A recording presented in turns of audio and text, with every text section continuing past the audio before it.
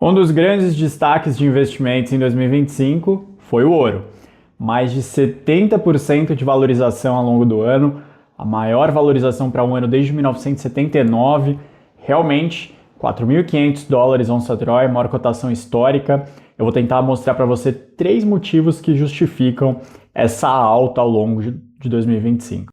O primeiro motivo é um passo atrás, porque na verdade não é exclusivo de 2025 essa valorização do ouro.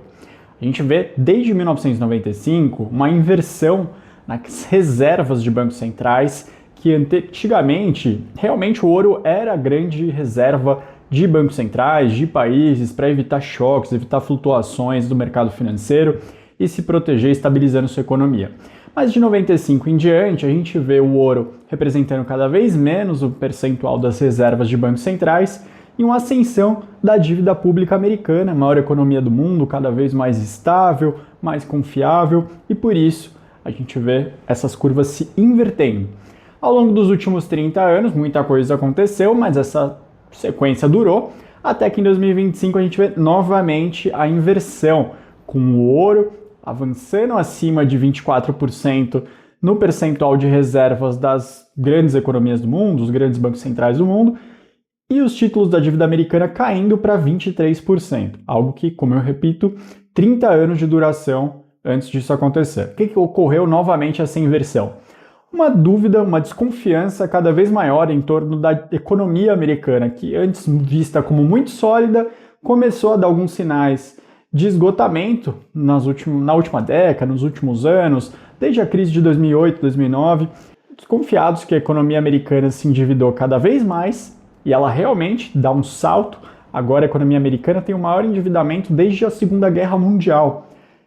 Mudou de partido no comando, foi Trump, foi Biden, voltou Trump, a situação só piorou. A dívida PIB americana só escalou e não vemos nenhum tipo de sugestão de que realmente a gente estaria caminhando para um plano de estabilizar a relação de endividamento nos Estados Unidos. Como brasileiro, vocês já estão bem acostumados com o risco fiscal pesando. E conforme o risco fiscal aumentou, banqueiros centrais do mundo desovaram o título da dívida americana e compraram outras commodities metálicas. O segundo motivo que explica essa valorização do ouro bem intensa ao longo desse ano e dos últimos foi a eleição do Trump.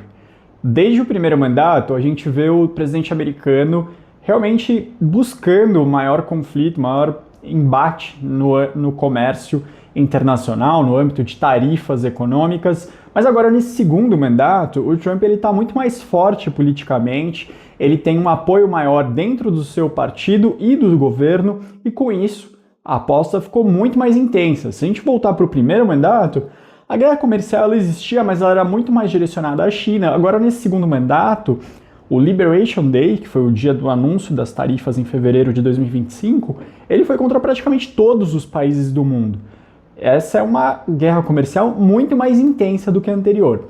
Desde a eleição do Trump em 2024, a gente vê um movimento de aceleração dos bancos centrais, em especial da China, que é a grande atingida pelas tarifas, em comprar mais commodities metálicas e ter menos reservas da dívida americana em seus balanços como medida de proteção. Então, diante disso, a eleição do Trump foi encarada pelos principais agentes econômicos do mundo como um risco maior, e a necessidade de você ter mais commodities metálicas para eventuais problemas econômicos, turbulências, foi vista como essencial com um novo mandato do presidente americano Donald Trump.